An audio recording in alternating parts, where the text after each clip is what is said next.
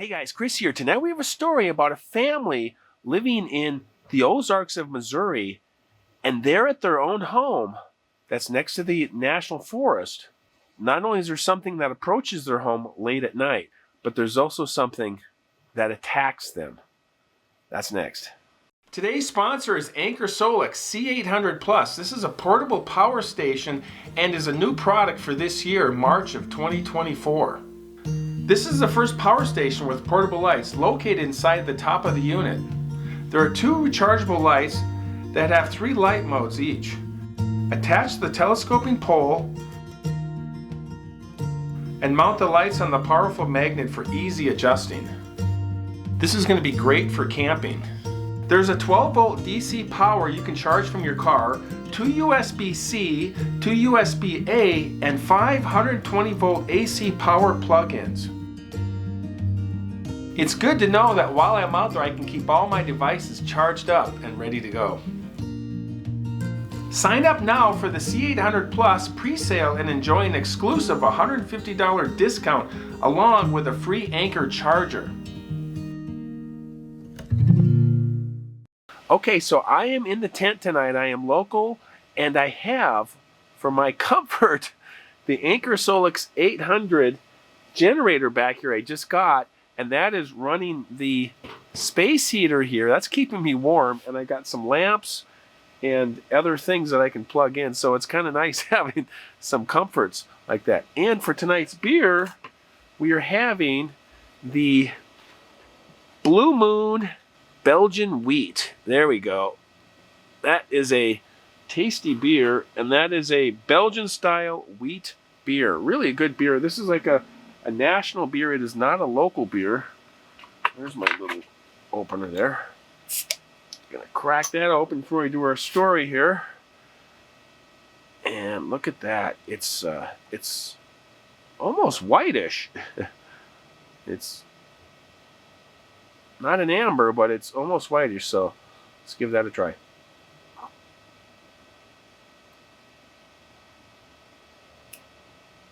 Super smooth.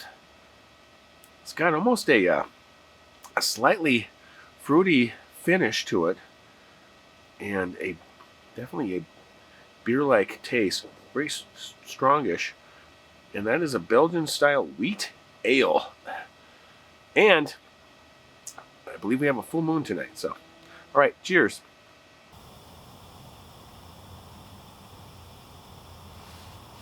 Okay, so I had to do a few adjustments. The generator was just too loud. And I got the Mr. Buddy heater going right here. This thing is working great. I am nice and toasty. In 1995, Rick was living with his wife, Kathy, in St. Louis. They had 3 boys, Danny the oldest, and their 2 twins. They were thinking about moving, and Rick had gotten a call earlier that fall from his brother about opening up a business, a restaurant, in the town of Ozark, Missouri. This is something Rick had always wanted to do, was to manage a restaurant and be part owner, and his brother had all the experience and knowledge to pull this off. So they decided to go for it. They sold their home, and that October, they moved down to Ozark, Missouri. Now, Ozark, Missouri is in south central Missouri, south of Springfield, north of Branson, and near the Mark Twain National Forest, which is about 3 million acres of forested ridges and hollows and gullies and lakes, and is broken up into 8 or 9 districts that the National Forest manages in southern Missouri there. The family pulled up to their new home outside of Ozark, saw how big the yard was. The kids were really excited. They opened up the door. The kids went in. They went upstairs and found their rooms. The 2 twins had a bedroom down at the end of the hallway, and then their son Danny had the bedroom at the top of the stairs. Just to the right, there was a bedroom there, and that's where his room was. And they were all excited to find their new rooms. And then they looked out the back window, and they could see how big the yard was, and they all got excited about that. Kathy was checking out the kitchen, loved that, loved that the kids were excited. And Rick was really looking forward to his new job, and he was really happy for his family. About 2 weeks later, the family was all settled into their new home. It was getting late. Kathy was down in the kitchen wrapping things up, and then she went upstairs, past Danny's room, went into the bedroom there, and they had a master bath off of their bedroom. Rick was in the kitchen wrapping things up, and he was turning the lights out, and he remembered he needed to let the dog out, their dog Clancy. He came out of the kitchen into the dining room. The dog was already sitting there staring out the back sliding glass door at something outside. He walks over, he slides the door open, says, "Okay, come on, go." And the dog just sat there, didn't budge. And this was unusual for Clancy because he always would just bolt out the door. He would do his business and come back in. Rick thought this was really odd that the dog was acting like this. So he turns, he looks out the back sliding door, and he's trying to figure out what the dog is seeing and why he won't go outside. And right then, the dog went ballistic, barking, yelping, whimpering, just going crazy and staring straight outside, looking at something. He wasn't sure what he was seeing. And then right then, his wife, Kathy, comes to the top of the stairs from the bedroom and says, "What is going on down there?" And he says, "I'm not sure. I think the dog saw a coyote or a deer or something. I don't know. I'll take care of it." She goes, "Okay, just don't wake the kids up." He finally gets the dog to settle down. And the dog is just sitting there, and he's got the door open, and he's trying to get the dog to do his business. So he goes, "Okay, well, go. Just go." And the dog wouldn't budge. So he turned and started closing the sliding glass door. And right at that moment, he felt this feeling of dread come over him, like something was watching him and it was threatening. And it was just this kind of a startling feeling. And he didn't know what to do with it, so he just kind of scanned the backyard again, looking for anything that could be out there. Didn't see anything, so he turns and he goes, "Okay, come on." And he had the dog come upstairs with him to their bedroom, and he was going to have the dog sleep up there with him. So the next morning, Rick gets up, goes downstairs with the dog. Kathy's already in the kitchen making coffee. He goes through the dining room, opens up the back slider. Dog goes straight out the door like normal. Like everything's fine. It's a nice day out. Rick thinks, okay, everything seems normal now. I don't know. Maybe I was making a little bit more of things last night. It just felt really weird. About a week later, it was early evening. They'd all just finished dinner, and Rick and Kathy were in the kitchen putting away the dishes, and they heard from upstairs Danny, and he was yelling, and he was coming down the stairs at the same time. He goes, "I just saw something run across the backyard." Rick came out of the kitchen, came to the bottom of the stairs and said, "What do you mean you saw something? What did you see?" And he goes, "It looked like a wolf running on 2 feet. It was really big and it ran through the backyard." And Rick said, "Where is it now?" And he goes, "It ran back into the woods. I'm not sure." And he thought, well, he misperceived something. He's exaggerating. He's a good kid. He doesn't lie, but something wasn't right. They weren't sure what it was. And so he said, "Can you describe it anymore?" And he said, it looked really big and it was running. And this really shook Danny up. Danny said, I want to sleep in your room tonight on the floor with my sleeping bag because I don't want to go back in my room. And so he slept in the room for the next week. He was so shaken up by this. And Rick, at that time, didn't think it could be anything related to the dog incident a week earlier. Sometime after that, a few weeks, this all happened in October 1995, Rick was at work at the restaurant. He got a call from Jenny, and she was crying.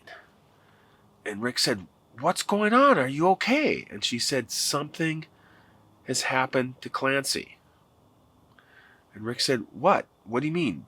What happened to Clancy?" And she said, "I'm not sure, but something attacked it, and Clancy is seriously injured." He's like, "Oh my gosh, I'll be right there." So he hangs up, heads out to his car, and he's driving back. And this is before cell phones. And it was just the longest drive of his life because he just had all these questions and all these concerns, and the worst case scenarios were going through his mind. And he had no way to communicate with them. So he finally gets in their neighborhood. He's going up the driveway. And there's trees on either side. It's a fairly long driveway. And he's looking left, he's looking right, doesn't see anything. He's really concerned about their family and something happened to the dog and all this. Pulls up, garage door, opens it up, garage door goes up, he pulls in, and then he closes it and he waits for it to come down before he gets out of the car. Goes in through the garage, into the kitchen, and to his surprise, it's really quiet. He thought with all the kids and the dog and all this commotion, he expected, a circus to be waiting for him. It was quiet, except he could hear in the kitchen his wife, Kathy, comforting their dog. She's talking in low tones to the dog. He comes around the corner, doesn't see her right away, and she's on the floor with the dog. The dog's on a towel, and she's mending the dog, taking care of the dog. The dog was injured. And he looks at the dog, and he looks at Kathy, and he says, "Are the kids okay?" She said, the kids are okay. They're upstairs. They're a little shaken up. And then he said, "What happened to Clancy?"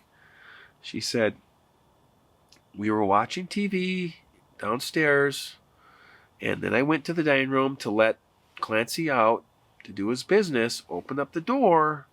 The dog went straight out, and within a matter of 20, 30 seconds, he started barking at something behind the woodpile. Going crazy, going ballistic, and he was just zero focused on something behind the woodpile, possibly in the woods. She couldn't quite tell. And she was yelling for Clancy, like, "Clancy, get back in here. Come in here now."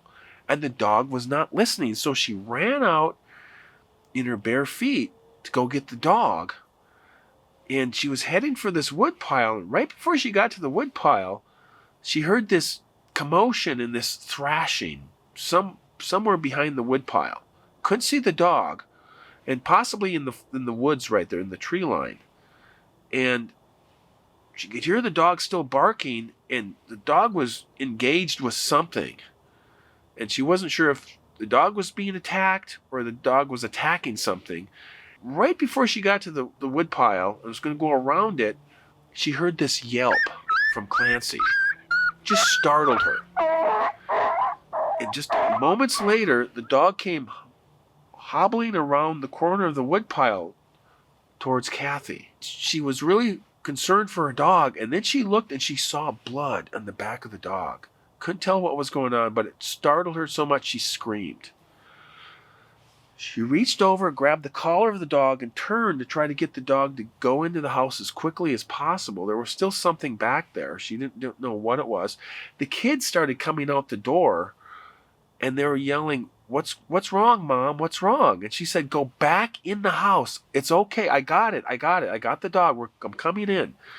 And so the kids went back in. She went in with the dog. And once she got inside with the dog, she saw that the hind quarter of the dog had a big bite on it, as well as the shoulder, back and shoulder. Rick was listening to this. Then he was thinking, okay, looks like the dog is going to be okay.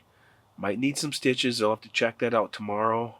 The next day, Rick was feeling some guilt. He'd been working a lot, and he just really felt like he should have been there for his family. He just felt like him not being there just didn't feel right. And right then, upstairs again, they heard Danny. And this time he didn't come to the stairs. They could hear him in his room. And he said, Mom, I see it again. It's behind the woodpile." And then Rick ran over to the stairs. He looked up the staircase. Then he ran to the back window of the dining room. Looked out the window. He didn't see anything. And then he slowly backed up to the staircase. He said, "Danny, what did you see?" And he says again, I'm not sure, but it was really big and it was gray. And it was standing right behind the woodpile. Rick knew it had to be something they didn't know about. didn't sound like a bear or a coyote. It was really confusing, but Danny saw something, and something's going on. So he said, Danny, stay up in your room. Your mom is going to be coming up. You can sleep in our room on the floor again. The boys, they were still asleep down the hallway. And then Kathy went up, brought their dog up, Clancy, up into the bedroom and closed the door.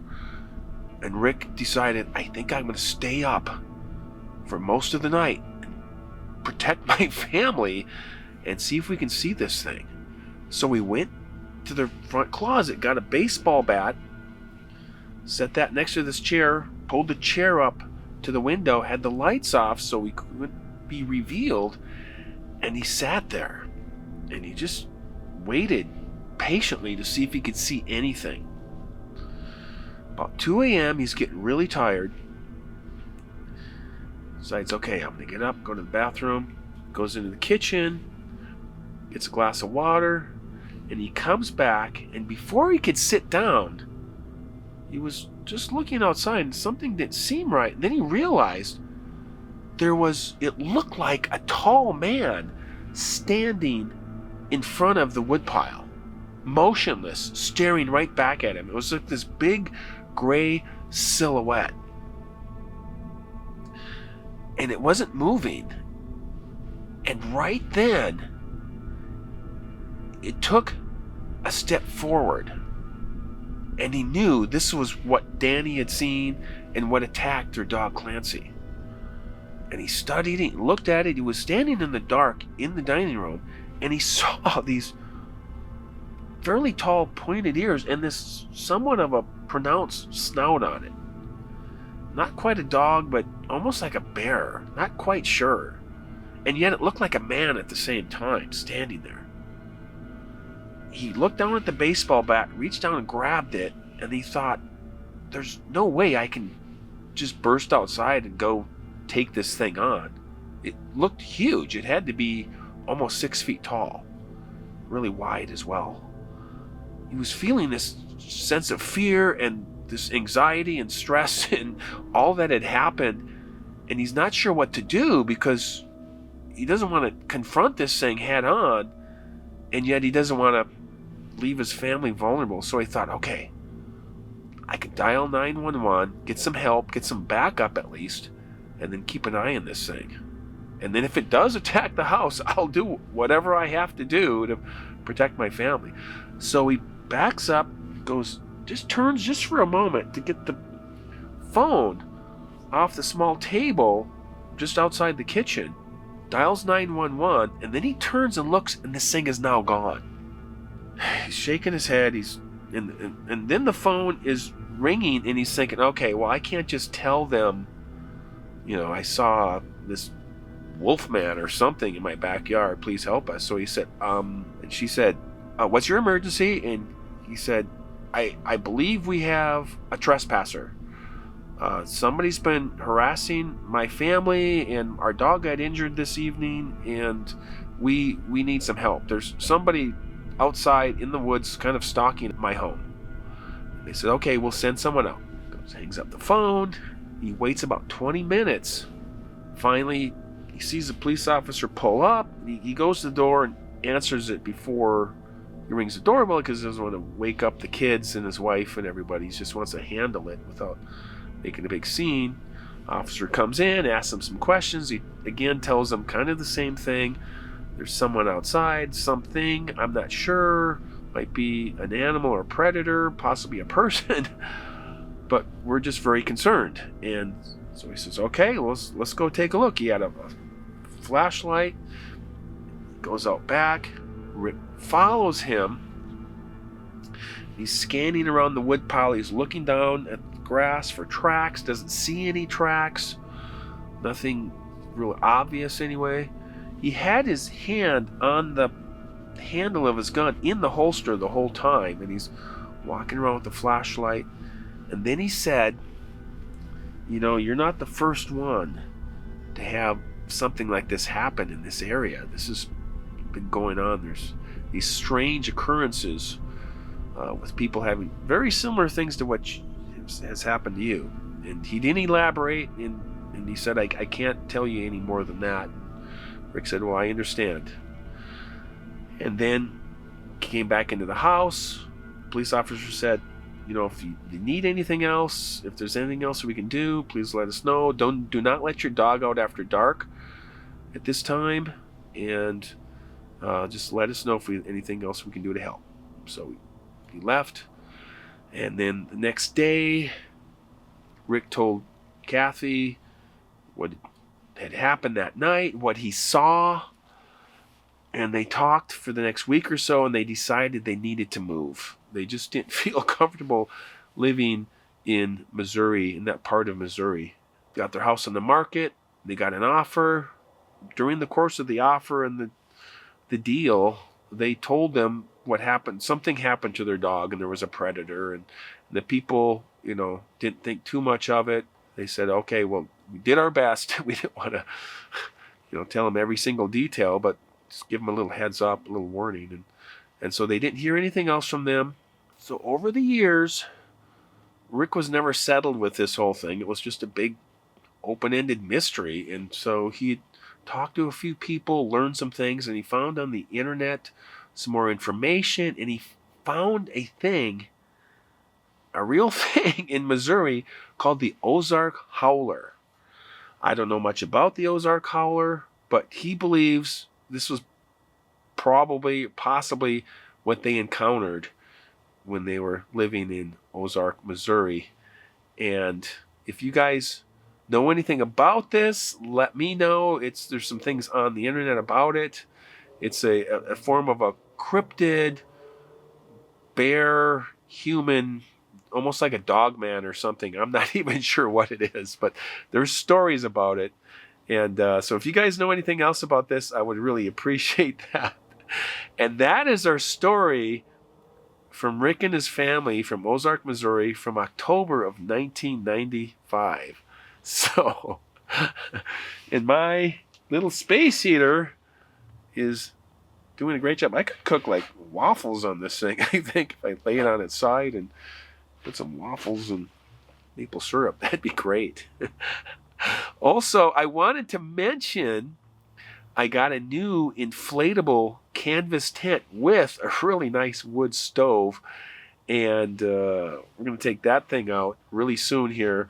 I'm watching there's a lot of snow up in the mountains, so my goal is probably to go out in the desert for a little while until the snow settles in, and then clears out a little bit and go back up in the mountains. But I'm going to do a bunch of camping, so that's one of the things I'll be camping in. So if you guys like stories about the strange, unexplained, and things that go bump in the night, please like and subscribe. You guys always know how to do that. And again, as always, I appreciate all your comments. You guys always encourage me with your comments, and I read pretty much all of them. I can't answer all of them, but I sure try to answer as many as I can. And occasionally I'll have a comment of the week. I did not have one tonight, but thank you for watching. We will see you on the next one, and as always, keep hiking.